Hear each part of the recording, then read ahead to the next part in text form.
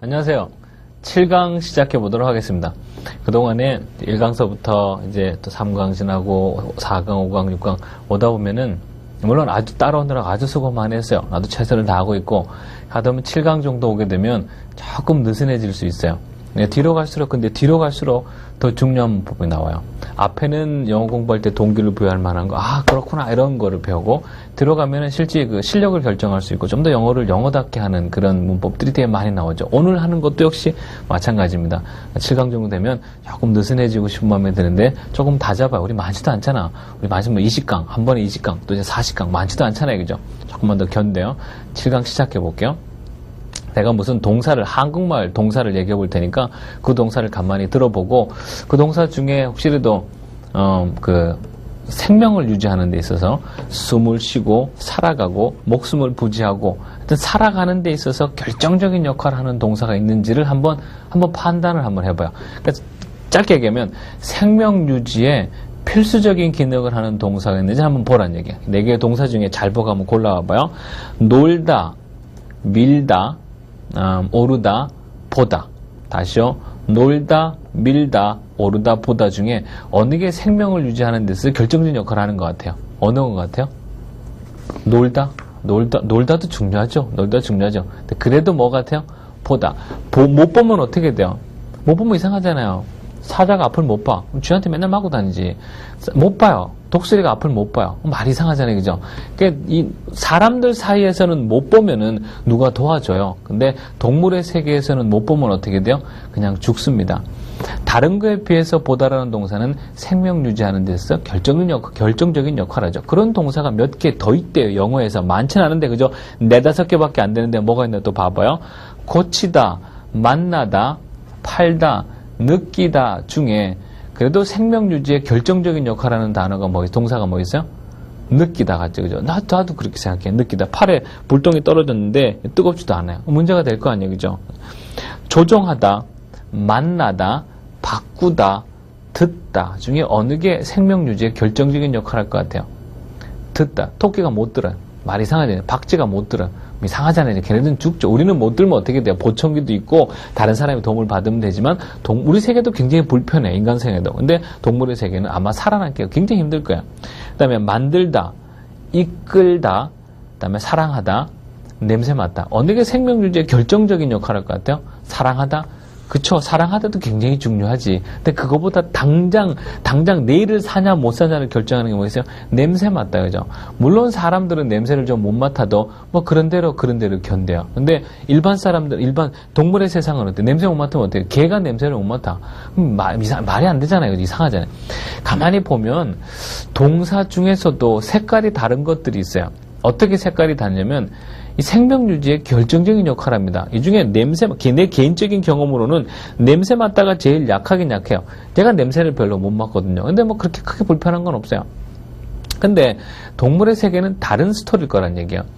그러니까 영어권 애들이 볼지 확실히 우리보다 걔네들은 조금 민감하죠. 우리는 그냥 동사 그러는데 걔네들은 동사를 가만히 보니까 그 동사들 중에 생명 유지에 결정적인 역할을 하는 동사가 있다라는 게 걔네들 마음에 들어오는 거예요.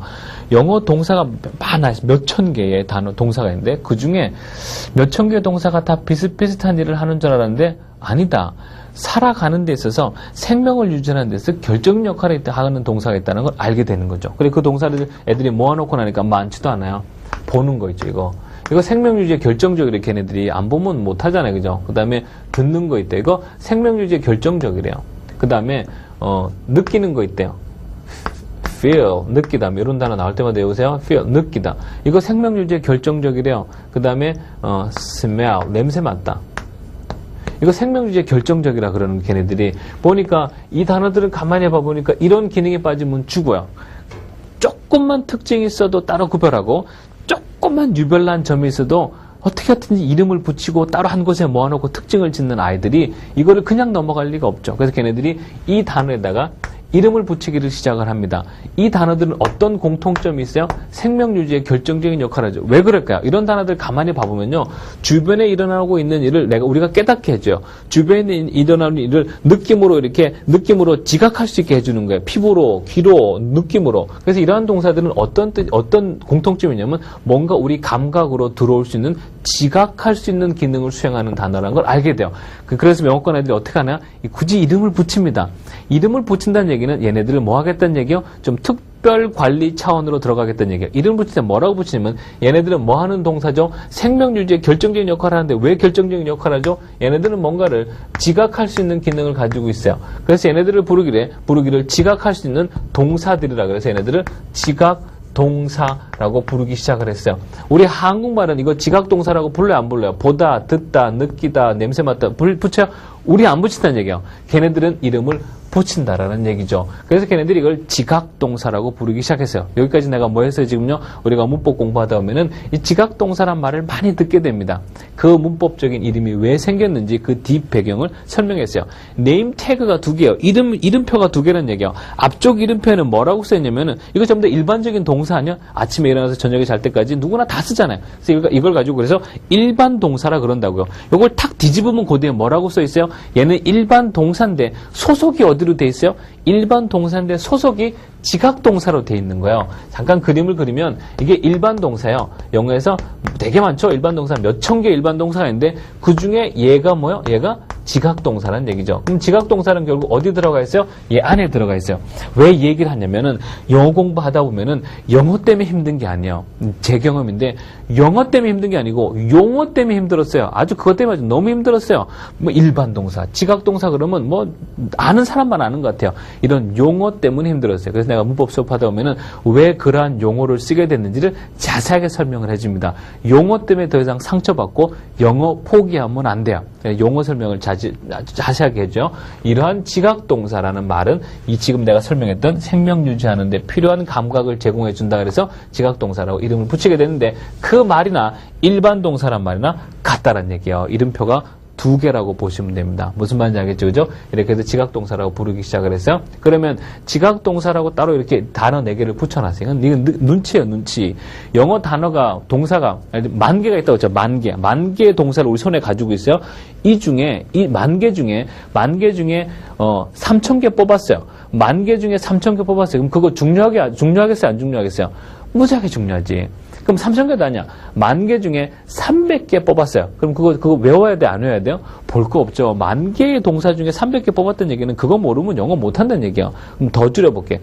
10,000개 중에 30개 뽑았어요. 그럼 그 단어 알아야겠어요? 몰라야겠어요? 무지하게 잘 알아야 되죠. 그럼 더 줄여볼게요. 10,000개 중에 4개 뽑았어요. 그럼 이 단어 어떻게 쓰는지 알아야 되겠어요? 몰랐어요? 볼 거 없습니다. 무조건 알아야 돼요. 이 쉬운 단어 4개를 한 곳에 모아놓고 이렇게 어려운 이름까지 붙였던 얘기는 앞으로 뭔가 어떻게 하겠다는 얘기요? 앞으로 뭔가 특별한 취급을 해서 조절하겠다는 얘기. 앞으로 뭔가 이 주변으로 뭔가 일이 일어날 거라는 얘기죠. 그래서 이게 문법에 나오는 이 단어 너무 쉽죠. 다 아는 단어야. 이 단어에다 이름을 붙였던 얘기는 이 단어를 특별 관리하는 차원으로 들어가겠고 특별 관리하는 차원이라는 얘기는 드디어 문장 속에서 뭔가 특이하게 이 단어가 쓰인다라는 점이죠. 그죠? 들어가기 전에 방금까지 설명했던 용어 정의하는 파트를 보고 그대로 넘어가도록 할게요. 거기 explanation이라는 파트가 있어요. 봐봐요.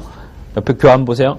놀다, 밀다, 오르다. 앞에 설명했던 걸 다시 리뷰하는 거예요. 지금 이거 들으면서 이해가 가요? 동의가 가면 아주 잘 따라온 거예요. 놀다, 밀다, 오르다 보다는 모두 일반 동사죠. 그러나 동사보다는 다른 일반 동사가 가지고 있지 않은 생명 유지라는 또 다른 기능을 가지고 있죠. 조금만 특징이 있어도 이름을 붙이고 구별하는 영어권 사람들이 이 단어를 그냥 지나칠 리가 없죠. 반드시 이름을 붙입니다. 뭐라고 붙이나요? 보다는 감각에 해당하는 단어입니다. 무언가를 지각하는 단어란 얘기예요. 그래서 그거를 지각 단어라고 부르기 시작했는데 얘네들이 동사니까 뭐라고 부르죠? 지각 단어긴 단어인데 동사다. 그래서 지각 동사라고 부르기 시작을 했어요. 보다는 동사입니다. 그래서 지각 동사가 되죠. 듣다 동사죠. 지각 동사가 되죠. 느끼다 동사죠. 지각 동사가 되죠. 냄새 맡다 동사죠. 지각 동사가 되죠. 그래서 결론적으로 지각하는 동사 지각 동사라고 불리게 됐죠. 그 밑에 질문을 하면서 제가 설명을 할게요. 사람이나 동물이나 그 생명을 유지하고 발전시키기 위해서는요, 주변에서 일어나고 있는 일을 뭐 할 수 있어야 돼요? 느낄 수 있어야 돼요. 그럼 느끼는 동사 그러면 너무 좋은데 또 영어라다 보니까 이 전문 용어니까 좀 문법 용어처럼 좀 어렵게 한 거예요. 그래서 지각이란 말을 쓴 거예요. 너무 부담 갖지 마요. 느끼는 동사 그럴 때 지각할 수 있어야 합니다. 이러한 기능을 뭐라 그러죠? 느끼는 기능, 감각 기능, 조금 어렵게 얘기해서 지각 기능이라고 하죠. 이 지각에 해당하는 단어를 지각 단어라고 부르기 시작했죠. 조금만 특징이 있어도 이름을 붙이고 구별하는 영어권 사람들이 이 단어를 그냥 지나칠 리가 없습니다. 생명유지의 필수적인 단어들이므로 뭐 하나요? 얘네 단어들은 무슨 취급하게 되나요? 얘네 단어들은 특별 취급하게 됩니다.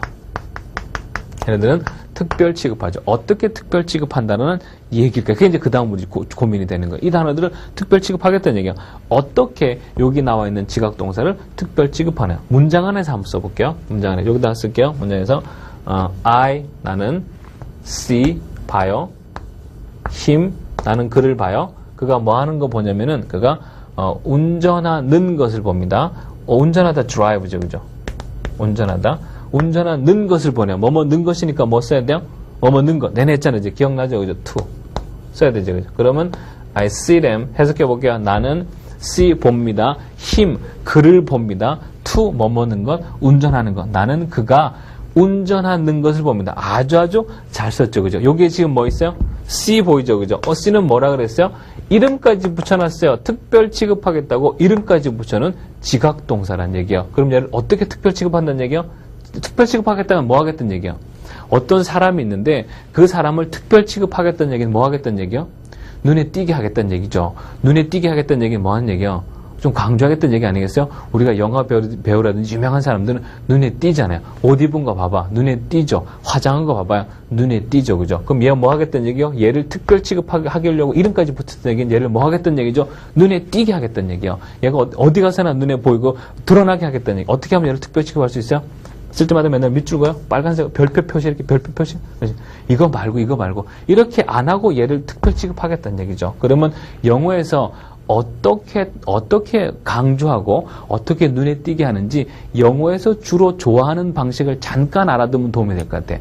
어떻게 영어는 강조하고 어떻게 영어는 특별 취급하는지 도대체 영어는 무슨 방식을 통해서 강조하는지 잠깐 알면 도움이 될 것 같아요. 첫 번째요. 영어는 중요하고 강조하고 싶은 것을 어디로 보내나요? 앞으로 보냅니다. 봐봐요. 영어는 숫자를 중요시해요? 안 중요시해요? 좀 중요시합니다. 우리는 콜라 2잔 달라 그래요. 영어는 뭐라 그러죠? 2 cokes라 그래요. 숫자 우린 뒤에 한국말은 뒤에다 썼어요. 영어 어디다 썼죠? 앞에다 썼죠. 우린 벌써 거기서 눈치채는 거예요. 미국 간 아이들은 숫자 개념이 우리보다 강합니다.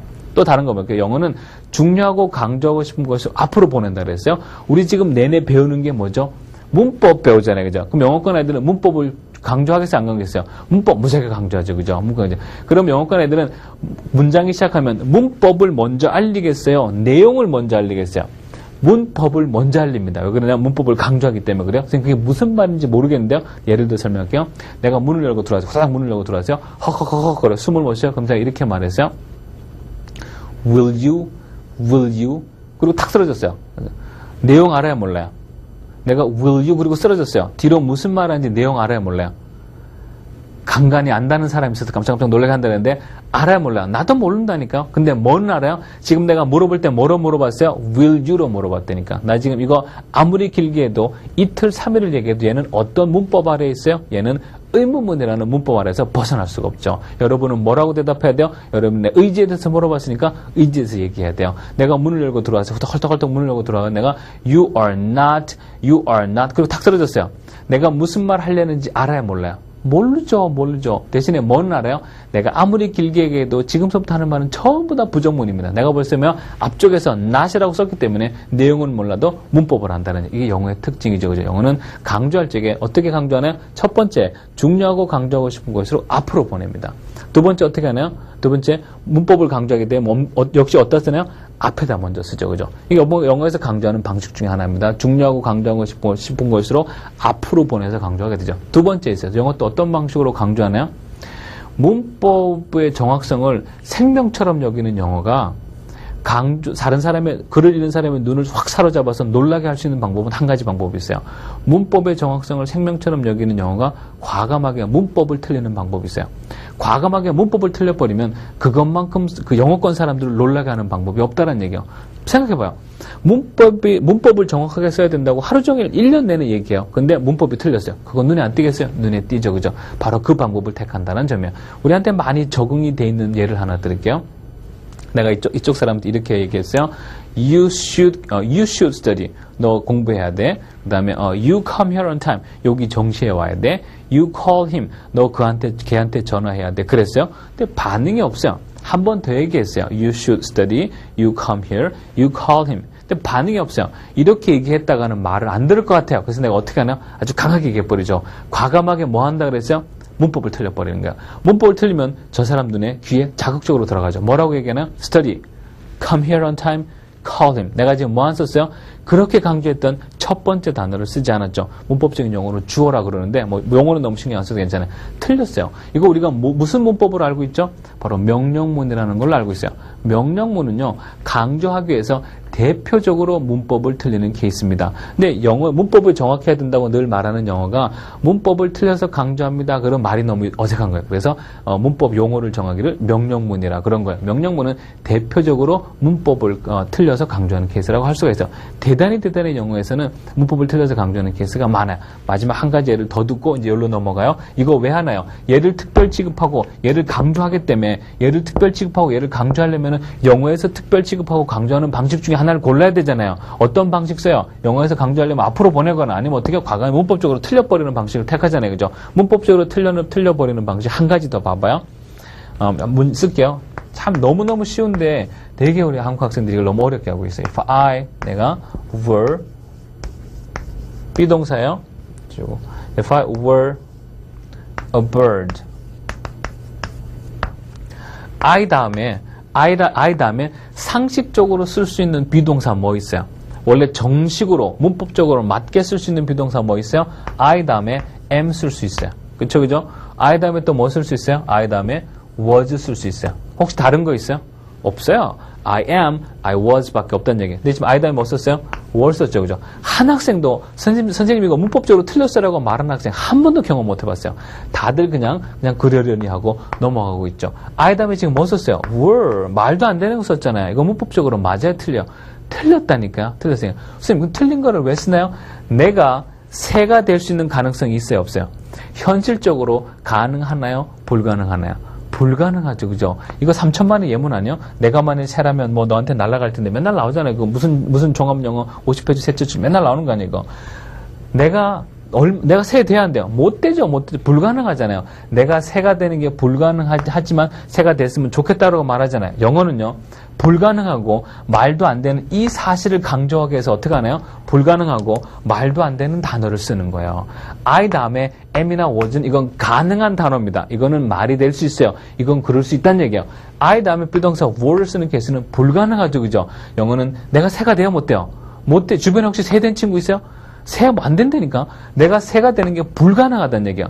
불가능하다는 거, 이 메시지를 강조하기 위해서 어떻게 하면은 이 강조성이 전달될 것 같아요? 좀 듣고 놀래라 이거야. 내가 말도 안 되는 비동사 I 다음에 were 쓰면 틀리거든요. 내가 틀린 거 쓸 테니까 이 문장을 기억하라는 얘기죠. 이게 영어권 애들 눈에 띄겠어요? 안 띄겠어요? 무지하게 띄죠. I 다음에 비동사 were 쓰는 케이스는 아주 바닥 중에 바닥 실수라고 할 수가 있어요. 그럼에도 불구하고 일부러 이렇게 쓴다는 얘기는 이 내용을 강조한 게 되죠. 내가 지금 설득하고 있는 거예요. 영어는 강조하기 위해서 두 가지 방법을 택합니다. 강조하고 중요한 것으로 앞으로 보내요. 그래서 숫자도 앞으로 보내고 문법을 알리는 단어들도 앞으로 보냅니다. 두 번째 방식 뭐 있죠? 영어는 강조하기 위해서 어떻게 해요? 과감하게 문법을 틀려버립니다. 문법을 틀리는 대표적인 케이스가 아까 얘기했던 그 명령문, 그 다음에 지금 얘기하는 이거 우리가 어디서 들었어요? 가정법이라는 뭐 이상한 뭐 문법이 하나 있어요. 거기에 나오는 파트라고 할 수가 있어요. 하나 연습해봐요. 내가 만일 너라면 해봐요. 내가 만일 너라면. 내가 너 돼요? 안 돼요? 너 돼요? 안 돼요? 돼요? 안 되잖아요. 그죠? 안 되잖아요. I 다음에 쓸 수 있는 비동사 am이나 was. If I am you, 그럼 내가 너가 될 수 있는 거야. If I was you, 가능성 있는 단어를 쓰면 그 일이 가능성이 있는 거야. 내가 너 돼요? 안 돼요? 안 된다니까. 그럼 내가 뭐라 해야 돼요? If I am 쓰면 안 되죠. if I was 쓰면 안 되죠. if I were you. 그럴 리 없겠지만 내가 네 입장이 된다면 내가 네가 된다면 if I were 이라고 쓰는 거죠. 그죠? 물론 이걸 뒤집어서 또 다르게 쓰는 방법도 있어요. 뭐 where are you 하는 방법이 있는데 어쨌든 비동사 were라는 문법적으로 틀린 단어를 써서 강조한다는 얘기죠. 무슨 말이죠? 저 물건이 있어. 저게 만일 내 거라면 if that is mine 그러면 그건 말이 된다는 얘기야. if that 다음에 뭐 써야 돼요? if that is mine 대신에 that 다음에 is 쓰는 거 맞는 문법이야. that 다음에 was 쓰는 거 맞는 문법이야. that 다음에 were 쓰면 뭐요? 얘는 뭐죠? 얘는 틀린 문법이야. 그럴 리가 없겠지만은 그게 내 거라면 내 거 아니죠? 현실과 반대죠? 불가능하죠? 그죠? 말도 안 되는 거죠? 말도 안 되는 문법을 써서 if that were mine라고 말한다는 얘기. 이해되죠? 그죠? 그래서 영어가 강조하는 방식 중에 문법적으로 틀려서 강조하는 방식이 있어요. 다시 그럼 이 지각동사 이름까지 붙여서 특별 취급한다면서요. 어떻게 특별 취급하나 한번 봐볼게요. 다시 써요. I see 나는 봐요. 봅니다. I see him 나는 그를 봅니다. To drive 나는 그가 운전하는 것을 봅니다. 얘 강조하겠다는 얘기죠. 물어볼게요. 그러면은 이 지각동사가 여기 있다는 거 강조하기 위해서 요거 강조하기 위해서 앞으로 돌리는 방식을 취할까요? 아니면 과감히 문법적으로 틀리는 방식을 취할까요? 여러분 같으면 어떤 방식을 취하는 게 좋을 것 같아요? to는 여기 있고 뭐 먹는 거 있고 어떤 방식을 취할까요? 두 번째 방식을 취합니다. 무슨 방식이요? 과감히 문법적으로 틀리겠다라는 얘기예요. 과감히 문법적으로 틀리겠다는 얘기. 이 I see him to drive라고 완벽하게 쓴 이거를 과감히 문법적으로 틀려서 왜 틀렸냐고 물어보니까 요 안에 특별 취급할 지각동사가 있어서 틀리겠습니다. 이렇게 하겠다라는 얘기죠. 문법적으로 틀리겠다는 얘기죠. 물어볼게요. I see him. 얘 첫 번째 단어. see 두 번째 단어. him 세 번째 단어. to 네 번째 단어. drive 다섯 번째. 문법적으로 틀리겠다. 문법적으로 틀리겠다는 얘기는 어떻게 하겠다는 얘기요? 뭔가 새로운 단어를 집어넣어서 틀리는 게 빠르겠어요? 빼는 게 빠르겠어요? 빼는 게 빠르죠. 여기 새로운 거 집어넣으면 또 맞을 수도 있잖아요. 그죠? 지금 한 단어라도 없으면은 I see him to drive 중에 한 단어라도 없으면 해석이 안 돼요. 해석이 안 되는데 한 단어도 없으면 해석이 안 되면 어느 게 문법적으로 틀리게 제일 빨라요? 이 중에 하나 빼란 얘기예요. 이 중에 뭐라도 하나 빼란 얘기예요. 하나 빼면 문법적으로 바로 틀린다는 얘기죠. 그러면 문법은 날린다 얘기예요. 그럼 봐봐요. 문법은 틀리는데 만일에 내용까지 무너져 봐봐. 그럼 곤란하겠죠. 그죠? 문법도 틀렸는데 내용까지도 무슨 말인지 모르겠어요. 그럼 말이 곤란하죠. 그죠? 1번서부터 5번까지 하나 빼야 됩니다. 그럼 이 중에 하나 빼서 틀리는데 빼자마자 문법은 틀리니까 문법은 포기하겠다는 얘기예요. 문법은 포기하겠다 이거죠. 대신에 뭐는 살려야 돼요? 내용은 살린다 이거죠. 그럼 이 중에 뺄 때 내용상 빼서 무슨 내용인지 모를 정도로 치명타를 날리는 걸 빼겠어요? 아니면은 빼줘도 내용상 가장 데미지를 적게 주는 거 빼겠어요? 어느 거 빼겠어요? 상식이죠. 그죠? 빼도 내용상 데미지를 가장 적게 주는 걸 빼겠죠. 그죠? 그럼 고르세요. 여러분이 고르세요. 내가 처음서부터 이거 다 골라주고요. 얘가 맞아요. 그러면 또 앉아서 또 그렇구나. 그렇게 듣는다고. 공부는 우리가 하는 거 아니에요. 우리가 앉아서 지금 나랑 같이 하는 거 아니에요. 본인이 골라보세요. 문법이란 말은 문법은 그저 편하게 말하다 생긴 거지 처음서부터 정한 게 아니에요. 1, 2, 3, 4, 5번 중에 빼도 내용상 데미지를 가장 적게 주는 게 무엇일까요? I 빼면 내용상 데미지 커요, 안 커요? 무지하게 크죠? 누가 그런지 알 수가 없잖아요. C 빼면 어떻게 돼요? 아니, 얘 강조하겠다는데, 얘 특별 취급하겠다는데, 얘를 빼면 너무 내용상 데미지가 크죠. him, 그를 빼면 어떻게 해요? 대상이 사라지기 때문에 얘도 내용상 데미지가 크죠. to 어때요? 얘는 뜻이 뭐죠? 뭐뭐 는 것. 얘는 어때요? 뭐뭐 는 것. 내용이 없어요. 뭐뭐기 때문에. 내용은 뒤에 있고, 얘는 조금 관심이 가요. drive, 운전하다죠. 얘 빼버리면 어떻게 돼요? 뭐 했는지 알 수가 없죠. 그죠? 1, 2, 3, 4, 5번 중에 빼서 내용상 가장 데미지를 적게 주는 게 몇 번이요? 4번이죠. 그죠? 그래서 걔네들이 어떤 조치를 취하나요? 역시 과감히 빼버립니다. I see him drive라고 완전히 뒤에 있는 두 하나를 빼버리게 되죠. 얘가 빠진 두 가지 이유 얘기할 수 있어야 돼요. 첫 번째 이유 왜 빠졌나요? C, 얘가 지각동사죠. 생명유지에 결정적인 역할을 하기 때문에 얘를 강조하기 위해서 문법적으로 틀려서 강조하겠다는 방식을 취하게 되고, 두 번째 또 왜 빠졌나요? 얘는 빼도 내용상 데미지를, 여기요. 얘는 빼도 내용상 데미지를 가장 적게 줍니다. 주 이유라고 할 수가 있어요. 그냥 가만히 있는데 아무 이유도 없는데 갑자기 뒤에 있는 to 부정사가 빠져버리나요? 말이 안 되죠. 문법은 갑자기 무슨 일이 일어나지 않아요. 항상 주변 설명이 가능해야 됩니다. 빠진 이유 왜 그럴까요? 빼줘도 내용상 데미지를 가장 적게 주게 되죠. 그래서 얘가 빠지게 되는 거죠. 그 사람들이 말하기 시작하는 게 I see him drive라고 말하기 시작하는 게 조금 어색한 듯해요. 영어권 애들이 들 적에 야 운전하는 것이니까 는 것이 있어야 되는데 왜 뺐냐 이거야. 근데 가만히 보니까 지각동사가 있어요. 그런 케이스는 이해해 주겠다 이거죠. 다른 것도 같이 봐보도록 할게요. 다 써놓고 봐봐요. 네. 첫 번째 봐봐요. 여기 밑에 같이 볼게요. 지각동사를 강조하는 순서. 그 위에 important 보세요. 거기에 교환이 있죠? important 보세요. 지각동사가 사용되고 있다는 것을 알게 하기 위해서는요. 그 지각동사를 눈에 띄게 할 수 있는 방법을 택해야 돼요. 보는 사람의 관심을 끌을 만한 특징이 문장 속에 가져야 됩니다. 기존의 정상적인 문법을 써서는 특별한 관심을 얻을 수가 없어요. 문법의 정확성을 생명처럼 여기는 영어권 사람들의 눈을 끌 수 있는 방법은 과감히 문법을 틀리는 방법이죠. 정상적인 방법이 아니라 문법적으로 약간 삐뚤어진 방법을 택하는 것만큼 빨리 그리고 강하게 눈에 띄게 할 수 있는 방법도 없죠. 결국 위에 두 가지 중요하고 강조한 것으로 앞으로 보내냐 아니면은 중요하고 강조하려고 문법을 틀리냐 이 두 가지 방식 중에 하나를 택할 수밖에 없죠. 뭘 택한다 그랬어요? 지각동사를 강조할 때는요. 문법적으로 틀리는 방식을 택하죠. 그죠? 지각동사를 강조하는 순서 마칠게요. 1번 정식으로 쓰기. 정식으로 쓰래요. 뭐 할까요? she 그 여자는요. she heard 그 여자는 들었습니다. 누굴 들었냐면은 그를 들었어요. 그가 뭐 하는 거 들었냐면 정식으로 쓰자기야. 그가 뭐 하는 거 들었냐면 그가 to 뭐뭐는 것 하는 거 들었어요. sing 그가 노래하는 것을 들었어요. She heard him sing. 그는 들었어요. 첫 번째 단어 들었어요. 두 번째 단어, 세 번째 단어 그를 들었어요. 네 번째, 다섯 번째. 한 단어들 없으면 해석이 안 되죠. 그죠? 정식으로 썼어요. 두 번째 어떻게 하나요? 의도적으로 문법적인 실수를 만들래요. 의도적으로 만들래요. 1, 2, 3, 4, 5분 중에 하나 빼겠다는 얘기죠. 빼서 내용상 데미지가 가장 적은 걸 빼죠. 못 빼나요? 예, 빼야죠. She heard him sing. 이게 바로 지각동사 heard를 강조한 케이스라고 할 수가 있어요. 그럼 뒤에 한번 하나 읽어볼게요. We saw Jenny. 우리는 제니를 봤어요. We saw Jenny. 제니를 봤어요. To run down the street. 길 아래로 뛰어내려가는 것을 봤어요. We saw Jenny. We saw Jenny to run down the street. The street. 좀 긴 듯한데 여기 써 있어요. 그죠? 얘가 지각동사 여기 있는 거 강조해 줘야겠네요. 어떻게 하면 강조할 수 있어요? 문법이 틀리다는 얘기예요. 뭐 틀리나요? 예, 빼버리죠. 그죠?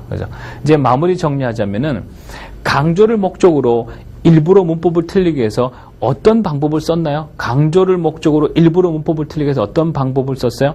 과감하게 하나를 빼죠. 그죠? 빼죠. 내용에 주는 손상을 최소화하기 위해서 어떤 방법을 써야 하나요? 내용에 주는 데미지가 가장 작은 단어를 빼기 시작하는 거죠. 이제 문법 버전으로 말해볼 테니까 들어보세요. 혹시 이런 말 들어봤나요? 지각동사는 to 부정사와 같이 쓰지 않습니다. 이게 문법 버전에 혹시 들어봤을 거예요. 지각동사는 to 부정사를 목적으로 취하지 않습니다. 혹시 또 이런 말 들어봤나요? 지각동사는 항상 동사 원형과 같이 씁니다. 혹시 이런 말 들어봤었나요? 이 말이었었어요. 문법 체계는 바로 본론으로 뭐라고 나와 있냐면 지각동사는 동사 원형과 함께 쓰세요. 그런다니까. 지각동사는 원형 동사 함께 쓰세요. 지각동사는 to 부정사랑 쓰면 안 됩니다라고 바로 나와 있어요. 그러다 보니까 왜 그런 현상이 일어나게 되는지 그 절차를 모르는 우리들의 입장에서는 상당히 어려운 법이 되어버릴 수가 없었죠. 정리할게요. 영어는 지각동사가 있어요. see, hear, feel, smell. 몇 개 더 있습니다. 많지 않죠. 그죠? 어떤 특징을 가지고 있어요? 생명 유지에 결정적인 역할을 하게 돼 있어요. 그래서 지각동사를 이름을 붙이게 됐죠. 그죠? 이 지각동사는 특별 취급합니다. 눈에 보이게 합니다. 어떤 방식을 통해서? 과거의 문법적으로 틀리는 방식을 통해서 강조하게 돼 있죠. 어떻게 문법적으로 틀리나요? 반드시 써야 될 토부정사 하나를 써주지 않죠. 누가 봐도 틀린 문법인데 이 말이 지각동사에 쓸 적엔 허락이 된다는 얘기죠. 문법 버전으로 뭐라고 말하나요? 지각동사는 to 부정사와 함께 쓰지 않습니다. 지각동사는 동사 원형과 함께 씁니다. 라고 말하게 되죠. 왜 그런 일이 생겼나요? 지각동사라는 그 단어가 하는 그 중요한 생명유지에 결정적인 역할을 하는 그 중요한 단어를 좀 눈에 띄게 하려고 그러한 문법적인 배경이 생기게 된 거예요. 이해되겠죠? 그죠? 이게 지각동사에서 to 부정사 쓰지 않고 동사 원형 쓰기라는 문법 파트로 나와 있다고 할 수가 있어요. 기억하세요. 지각동사는 생명유지에 결정적인 역할을 합니다. 지각동사는 그 뒤에 동사 원형과 같이 쓰고 to 부정사를 쓰지 않습니다. 이유는 왜 그렇죠? 이유는 왜 그럴까요? 지각동사 강조하려고 내용상 데미지를 가장 적게 주는 단어를 빼기 때문에 그렇죠. 그죠? 상당히 중요한 부분이었어요. 잘 이해했기를 바라고 다시 앞으로 돌아가서 또 듣고 해서 확실하게 머릿속에 기억해 놓도록 하세요. 시험의 단골이에요. 수고 많이 했습니다. 여기까지 할게요.